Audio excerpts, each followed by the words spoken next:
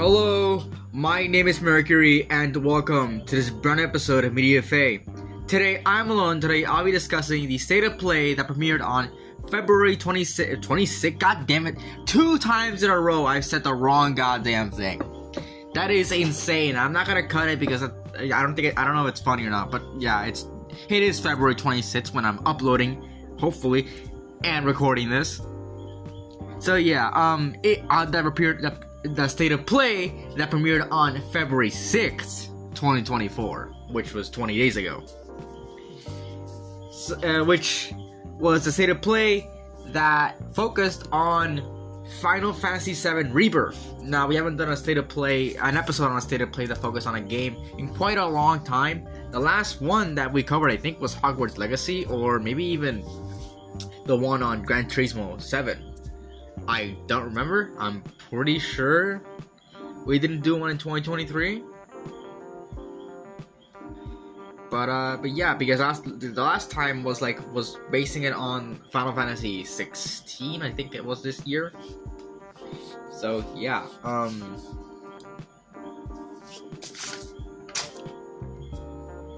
Anyways, yeah, this will be the only announcement here. It's Final Fantasy VII Rebirth. So yeah, I mean, there's nothing much to really say about the game beforehand. We all know it. People are really excited for this game. It is one of the most anticipated games of 2024. So yeah, let's just get right into it. So, obviously, first up, the fact that Final Fantasy VII Rebirth is coming out February 29th, 2024. In only 3 days, you'll be able to play, well, less than 3 days, you'll be able to play Final Fantasy VII Rebirth, which is exciting to think about. Yeah, but before I begin with this whole thing, I have played through the remake, and I enjoy it. I said it before, that I enjoy Final Fantasy VII Remake. I finished it. I don't know where I left off, but I can definitely say that I enjoyed it. I can't keep playing it because I don't have PS Plus, but I enjoyed what I played. So, yeah, Final Fantasy VII Rebirth looks a lot like the first game, which they don't mention gameplay here, to be honest. Like, not a lot, like, specific gameplay.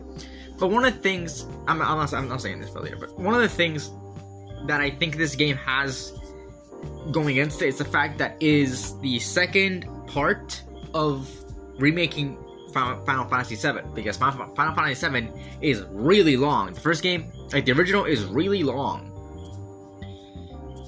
and has a lot of stuff in it that, you know, just not that it wouldn't translate well to making it into a full game, but it would take quite a long time for it to be made into a full game, because there's so much content in there. There's just so much content in there. I'm pretty sure, I think what I heard is that the first game is like a quarter into the game. Like the remake is a quarter into the original Final Fantasy VII. So it's wild. Apparently, this is supposed to be the like most of the story. Some people are saying that it's going to be completed in 3 parts. Some people 4. I really don't hope it's 4, because if it's 4 and it's going to take this long for us to get the parts, that means that we're going to have to wait. It's going to be a 12-year period of us just waiting for Final Fantasy VII Remake to, like, a full Final Fantasy VII Remake, and all of the games are priced at $60 to $70. So yeah, it's quite a bit. But one of the things I want to say is that the gameplay is gonna be very much the same as Final Fantasy VII, because it is a remake of the later half. Well, I mean, most of the other games. So it's gonna be mostly the same gameplay. There's not much to innovate here, not like they did in Final Fantasy VII Remake. So it's mostly gonna be the same gameplay. I don't think that's a much big issue to people. That's kind of what you expect of a sequel. The same gameplay, maybe just expanded upon. That's the thing. You'd want the same gameplay, but you want it to be expanded upon, so you don't like, or at least something different. So you don't like so you don't get bored of it. Like, oh, you don't feel like you're just playing like a DLC of the first game. You're playing the second installment. Now, they can remedy this by just adding bonus content, or, you know, what they will show here. So, without further ado, let's actually get into talking about this, what they announced in the state of play, so we can fully conclude that the little question is it gonna be different enough from the remake to be considered an actual game that, you know, isn't just gonna be filling DLC. Now, I know. So again, a lot of people really are looking forward to this. I completely get it, but you know, there's that little there's that little question: is it gonna be different enough for us to consider wasting $70 on it? So yeah, first up, the locations. Now, this is not really what they announced. It's not really a part that they really touched upon, but yeah, locations. It is very different. We are not gonna be in Midgar, at all, really. We're gonna be outside of Midgar, which, I mean, yeah, question instantly answered. As long as it's like a new world with the same gameplay, that constitutes itself as a worthy enough sequel. Because you're playing the same game technically, but you are just going through a whole new map, not like a mini map that you like a small new expansion, I guess a small DLC you're going through in the map. No, you're going through a full ass new game, which, you know, I feel like is good enough to sort of to constitute $70. So I guess question instantly answered. Yes, it's worth it. But that's just the world itself. But yeah, no. To just put it simply, the world looks great. It's very big. It's very expansive, and that's something you really want in a sequel, especially in a remake. Which is really weird to say. It's a remake and a sequel. But anyways, yeah, the locations look great. I'll be talking more about how the game looks in the graphics section. So yeah, moving on to world intel. Now I kind of know the materia thing in the first game wasn't really my not like the mechanic, but I can definitely see how how the grinding method might not be the best thing ever to some people. It's just might not be people's cup of tea, and I can definitely see this being kind of annoying. But hey, I mean, it's as long as it isn't fucking RNG manipulation to try and get a single materia, hey, I'm fine with it. You know. I don't remember how it was in remake. I'm pretty sure it's gonna be the same as it is in rebirth. Pretty sure like the rebirth. What I was trying to say is that the rebirth method is gonna be the same one as the remake method. I'm pretty sure you just choose which one you want to make and you take the materials for it. I don't think it's like a roulette to see which one you get. You're not gambling for materia, but yeah, I mean, it's pretty cool. Oh yeah, no wait, you went through missions and you got materia that way. Now I remember. Now I remember. Yeah, I feel like that was cool. Speaking about like little missions, odd jobs, which are like your side quests in here, and that's honestly again adding to the whole thing about making this a whole new game with a whole new world. You have a lot of stuff to do. I think that's something really cool, is that they're not gonna soft lock you out of doing all of these all this stuff, because RPGs that have a story and have a lot of content in them and the story ends a certain way, yeah, you're gonna have to dial it back a little for you're gonna have to like dial back the story, or I mean, like, I don't know, just try to step backwards so your players don't just lose all that progress and get start another run to get all that stuff, because that's fun to think about. But yeah,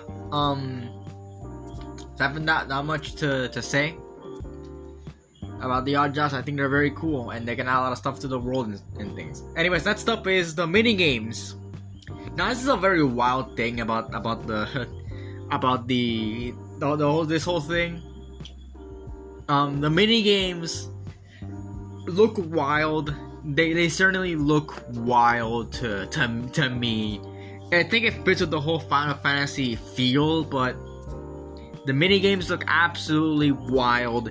They just, I don't know. They look wild. They look just. There's just so much bonkers stuff. There's like a racing game. There's card games in this. It's so diverse. It has so much content in it. I can't imagine the trophies this game's gonna have. Yeah. The mini games seem wild as all hell. Anyways, next up is a cinematic story. Now, I think okay, I don't know. I'm gonna guess that this part of the game is gonna deal with, like, I guess everything up to. If you're listening to this and you don't know what's going on in Final Fantasy VII in Final Fantasy VII, I suggest you don't listen to this part and you put it on mute or whatever, or just don't listen to the episode. I don't usually put spoiler warnings, and especially this is remaking a game that came out 20 years ago, almost 30 years ago. But since a lot of people are experiencing this game for the first time, I'm gonna put a spoiler warning. I'm gonna guess that this game is gonna deal with everything up to Aerith's death. So, like, at that point, like, the game might be getting a little bit more interesting than just what they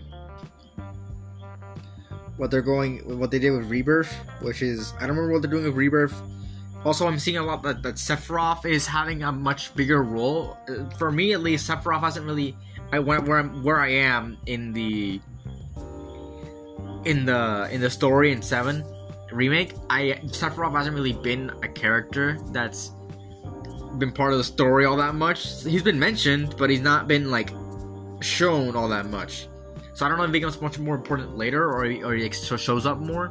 But he's very much a part of the story here. So that's cool to see. He's much more involved. So yeah,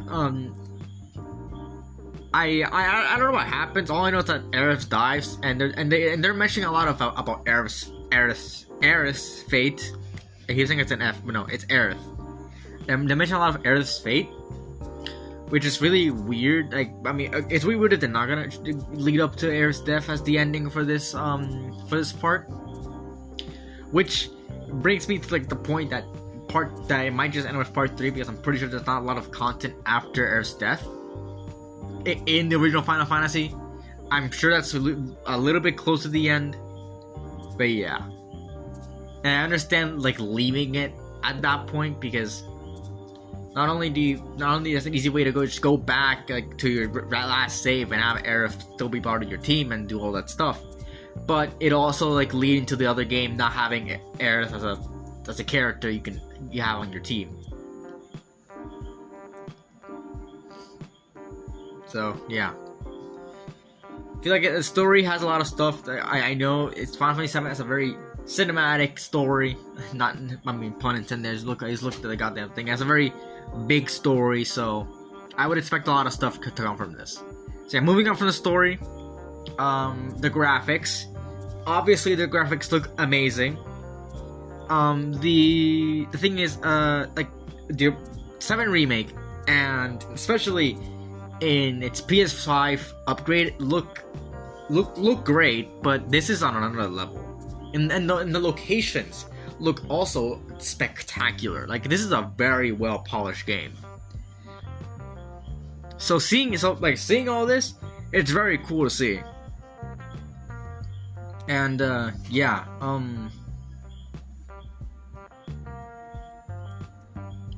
yeah, and not much to say about the graphics other than that. Yeah, the graphics look great, and they're very much an improvement over remake.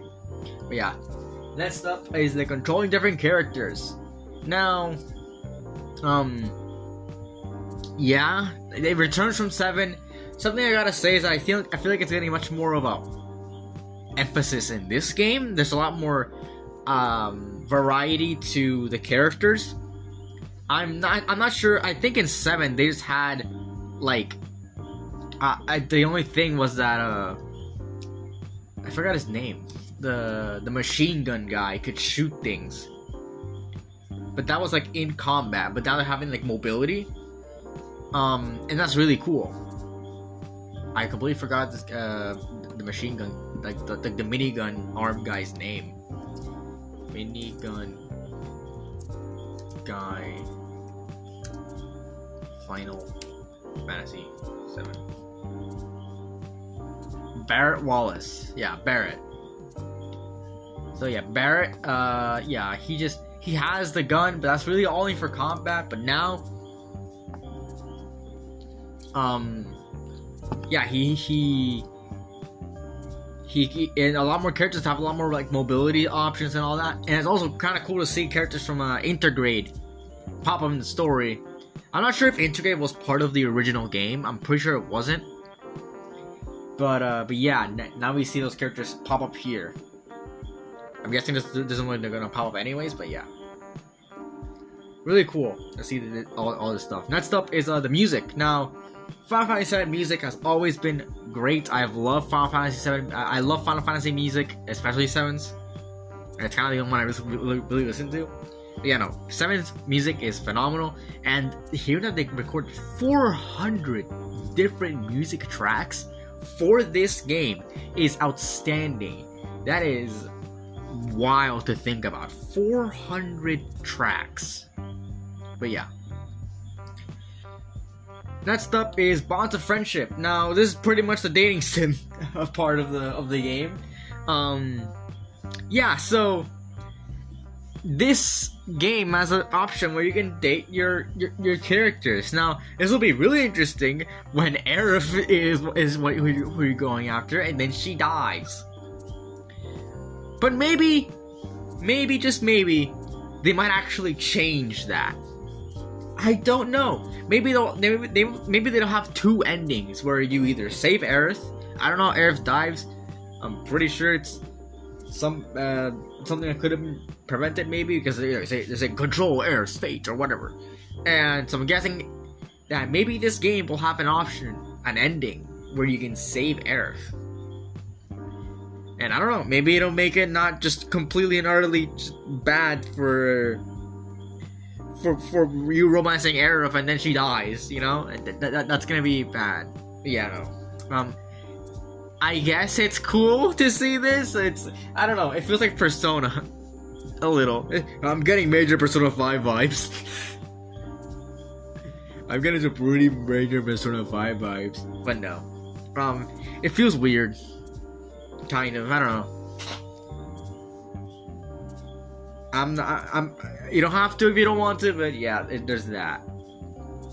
Anyways, next up is the combat synergy, which, I mean, yeah, you have different moves and stuff, and I guess what could be cool, I don't know if they mentioned it, but if you like bomb your friends and stuff, you can get better moves and become more powerful. I think that could be useful. I don't know if it's gonna be like bad for like people who don't want to romance multiple people. I don't know, just really weird. I don't know. Just they can do a lot of stuff with the combat synergy, and you know, like team up moves aren't really uncommon.